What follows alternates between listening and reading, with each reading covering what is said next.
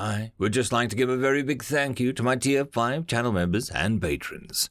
Bob the Dragon, Datamagnet, Cat Crab Lobster, Duck Machine, Try Again 95, Astraya the Dreamer, Mezec, Fudic Joel, Germanchemist, and Casper Amholtz. Thank you again very much. Human Burdens, written by Drunken Turtles. The more I live alongside humans, the more I wish not to. They are an unknown quantity, an anomaly on the galactic stage, and now they've infested every corner of the galaxy.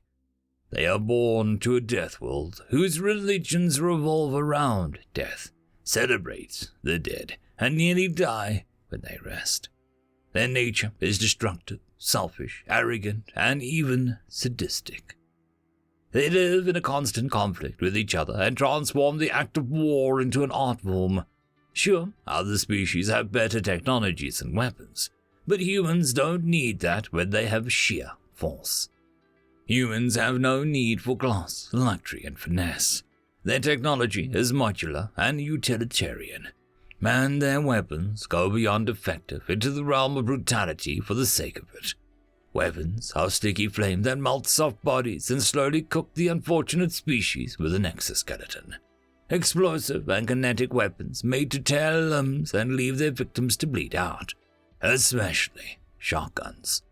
Dirty bombs made to maximize biological damage, and a whole plethora of ways to melt you from the inside too. They win battles through fear. If a human ever says, "Let's introduce these Xenos to GAU-30," hope you're not on the receiving end.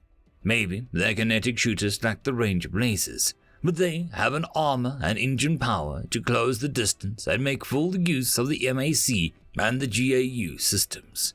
But nothing in my entire career as a royal soldier fighting against and alongside humans could have prepared me to witness what atrocities they are truly capable of. I was sent as a first responder to a Union orbital station over reports of a terrorist attack in the central trading hub. My team had no concept of the human notion of a terrorist, so we approached this as some sort of pirate attack. We were to join a human squad to venture into the epicenter of the attack and analyze damage while searching for survivors. Moving rubble, I warned the search party as a robotic hoist carefully moved a fallen steel beam. We held our breaths, the metal screeching and groaned as the rest of the rubble tenuously balanced on the beam. I halted the hoist when a path large enough to crouch through was made. "I'm going in first." A raspy voice of a human commander came from behind me. His uniform was similar to a medic, but with armor. A firearm strapped to a chest plate and a large medical bag on his back. "Humans first, in the Terrai." The human barked at me while turning his helmet light on. His manner of speaking irritated me, but as this was a human-owned station, he was in command. We allowed his men to crawl through as we followed closely behind. In hindsight, having the larger, stronger humans go first was a relief.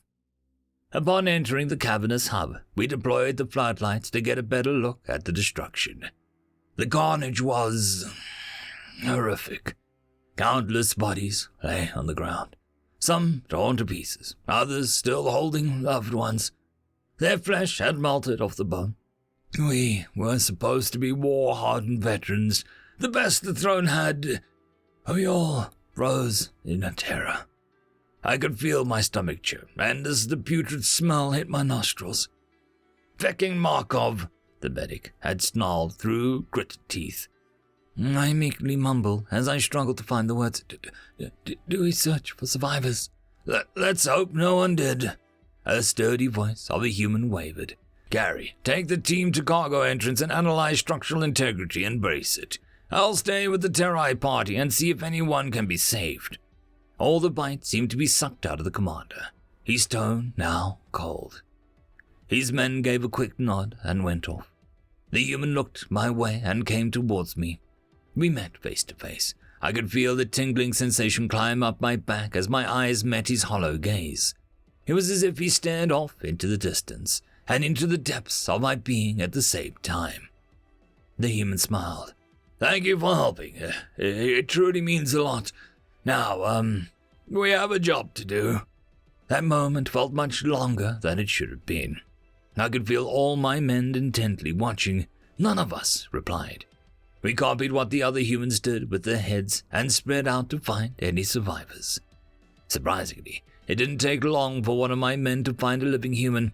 I found one still breathing, but it looks bad. My second-in-command, Shen, gagged. The medic and I made our way to the destroyed shop stand, careful on the unstable ground, looking over to the medic. His face seemed dismayed and somber instead of hopeful.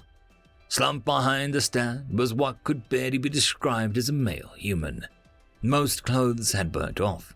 Only one eye remained, and the body was covered in severe burns. He labored, gargling with each breath was the only sign of life. I couldn't understand what kind of bomb could do such damage outside an inn. I crouched down next to the body and laid my emergency bag down. "Pathology! What could even do this?" I questioned, out of my breath, while frantically looking through my emergency bag for anything that could help. "White phosphorus, sir. A terrible weapon we banned," the human answered while I continued searching through my bag.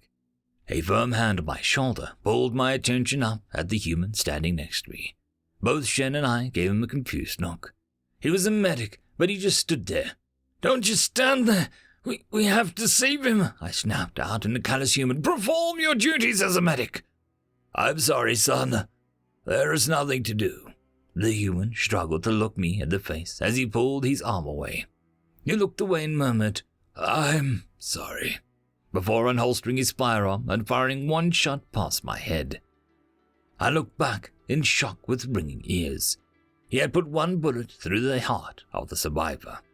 I stammered back to my feet, everyone now looking at us. All my men were appalled, but the humans didn't bother to give more than a glance. Staring back at the medic, he still had the weapon in hand, with a smoking muzzle, while looking down at the man he just killed.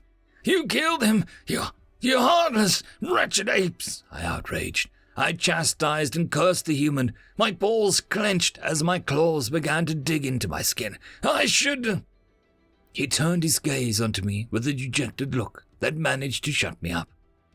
I showed him mercy. Then he holstered his weapon and walked away. If he was in the royal station, I would have had him publicly executed for such a monstrous act. But all I could do was stand there in loathsome silence. It was a human station. He was my superior, and any reports wouldn't be investigated in a dire situation. I just hoped no one lived and made sure the room didn't collapse. Time felt slow when every step could be a lost, when every moment wasted could be a life lost. It had been nearly 4 hours after we first entered, and it seemed our job was done. The room was safe for the station crew to sort through this mess. To my relief, no one else was found alive. As morbid as it sounds, to my dismay, that relief only lasted a few peaceful minutes. A powerful voice echoed throughout the destroyed hub, coming from the previously known food court sections. "My senses are picking up a heartbeat." The commanding medic seemed to reinvigorate as he lifted debris bigger than my whole body. Before my team could even react, all of his men mobilized around the pile of rubble to help. We approached and watched to avoid getting in their way. They uncovered a human child under the rubble with a crushed arm and a missing left leg, but barely breathing. It was awe-inspiring to watch the team of 4 effortlessly coordinate without speaking. In seconds, they sprayed stabilizing foam on the missing leg, inserted an inflatable oxygen tube into the mouth, and wired a vital monitor. On the holographic projection, the blood oxygen levels, blood pressure, and pulse were displayed. The vitals were volatile, dangerously low. Warning sounds chimed as the numbers turned red. One of the humans shot us an angry stare while hanging a bag of artificial blood. "Call for help! Go do something!" 2 of my team ran for help. I stayed behind as a line of communication. I was not a trained medic unit, but low vitals were universally bad. The feeling of helplessness tore at me. I wasn't brave enough to help and risk a mistake. I've killed enemies, but I couldn't bear having a death of a child. "Abbott, she's going into shock. Give her Entropan." ordered the leader while rhythmically pushing on the child's chest. The vitals began to stabilize as one human administered an injection. "Come on, kid, stay strong! No, no, no!" he cried out, frantically taking off the pack of the vitals flatlined. 2 battles attached to the back of wires were pulled out and emitted a high-pitched whine. "Clear!" The body twitched, and the heart beat once more before the horrible ringing of the flatline sounded again. "Clear! Come on, clear! Clear!" He attempted to kickstart the heart to no avail, before throwing the paddles to the side and returning to the pumping of the chest. The other humans had stopped attempting to stabilize the child as the leader continued, the desperation growing in his pleas. With strained breathing, the human slowed his attempts before giving up. Then, something I would never have expected from a man who had executed an innocent person happened. With his head slumped in his hands, he leaned beside the child's body and wept. The silent cries from the humans seemingly drowned out by the ringing of the vital monitor and the shouts of the oncoming rescue team. That moment still haunts my memory. After all the horrible things I said and thought of humans, here I am, now a dedicated member of that medic's crew. Our squads joined forces in search of the ones responsible for the attack. We were at the station for countless sleepless days, and not once did he falter. He was always the first one in and the last one out from any dangerous situation. While we rested, he spent the night in the infirmary. While we ate, he spared his rations for the injured. Never thought that I would say this, but I wholeheartedly trust him and his human companions with my life. We would risk life and limb to save and help the helpless, completely irrationally at times, the price of which was demonstrated in the scars and burns across his body. I understand the burden he and his men carry, the unbearable weight of their conscience.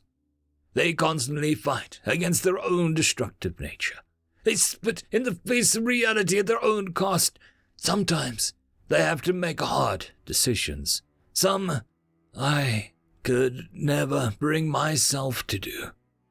Humans, in that sense, are stronger than any other species that I've had the fortunate inconvenience of meeting. End of story. And that, my friends, concludes this video.